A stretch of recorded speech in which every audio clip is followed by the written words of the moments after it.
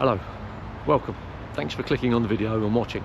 And today I'm going to explain all about why the birth date of England is considered to be the 12th of July in the year 927. And also I'm in a really special place which is highly relevant to that birth date of 12th of July 927, and I'll tell you exactly why.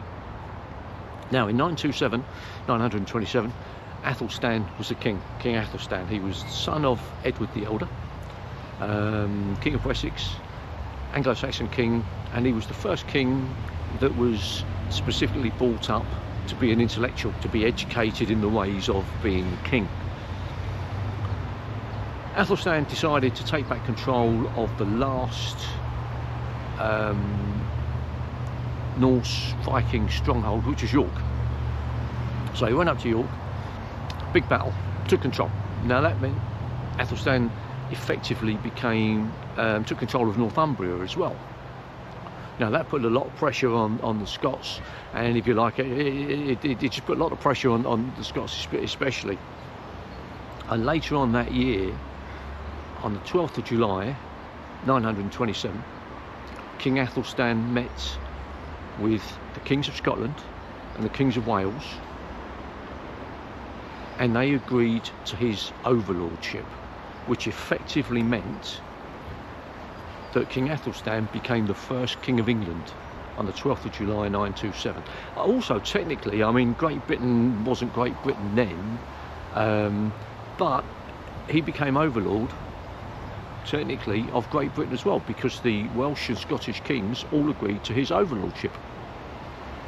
Now this is a special place for that, because the first king of England, England's birthday, 12th of July 927, happened at a place called Emont Bridge, and that's where I am now. In the background you can see Emont Bridge. Now that wasn't the actual bridge where they met, because that wasn't there 1097 years ago, but there's a bit of background. The bridge in the background there is thought to be built in 1425. It's one of the oldest bridges in England, still in everyday use today. Now, it's generally thought that Athelstan met with the kings of Wales and Scotland here, and it was here because this was the border in those days of Westmoreland and Cumberland. So it was a natural border, because rivers, and you can see in the background there, that's the River Emont, were obviously a natural border line. So within this area, if you like, tingles excitement. And Emont Bridge, the village, is just slightly a couple of hundred metres that way. But within this very close proximity, the vicinity of where I am now, King Athelstan, 1097 years ago, became the first king of England. Incredible. Now, it's thought possibly the agreement could have been signed. He could have met the Scottish and Welsh kings' monastery in Dacre, which is about 6 miles away. But it's generally considered that it happened here, and possibly they went to Dacre afterwards to formalise everything.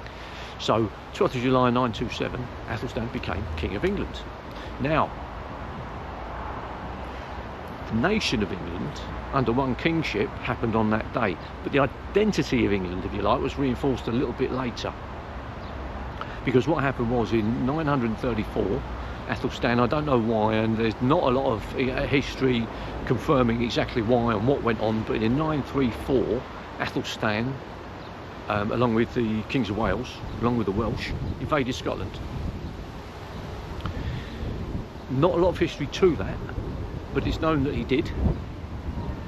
And then what happened was, 937, 10 years later, I won't talk about it in length in this video, I'll do another video about that later on, but there was the Battle of Brunanburh, which was an incredibly important battle in English history.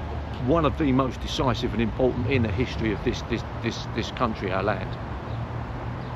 In 937, King Olaf of Dublin, might not have been a king, but Olaf of Dublin, but Viking overlord, Viking king of Dublin over in Ireland, he had the hump because it was his cousin that got defeated in York 10 years before in 927. The Scottish kings said, not having this, we've got the hump. So what happened? Well, and the Welsh didn't get involved in this one in 937. But in 937, Kings of Scotland, King Olaf of Dublin, some other Vikings, and I believe there were some northern lords that didn't quite agree with what was going on as well, said we're not having it.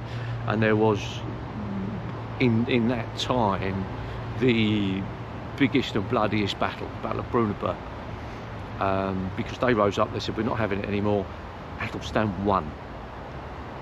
King Athelstan won that battle, and if you like, in 927 England became England. 12th of July 927, that is our birthday, that is the birthday of our land, that's the birthday of England. But the identity of England fighting others, even on these islands, the English identity, if you like, was cemented in 937.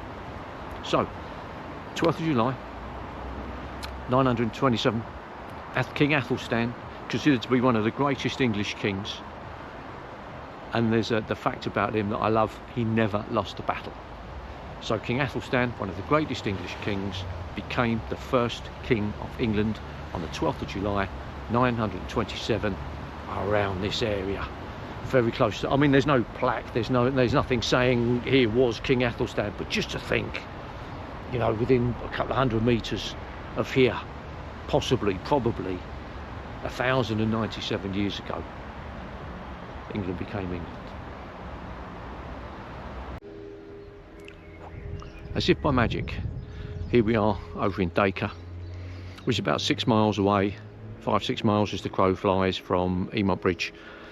And the monastery that King Athelstan could have met with the Kings of Scotland and the Kings of Wales in doesn't exist anymore. The one that was referred to, that was apparently ransacked, destroyed by the Norse, by the Vikings. But this church was built on the site of where the monastery stood. So to get full tingles, to be in the area where Athelstan became the King of England, here we are in Dacre as well. That's all bases covered. So thank you very much for watching. England's birthday, 12th of July 927.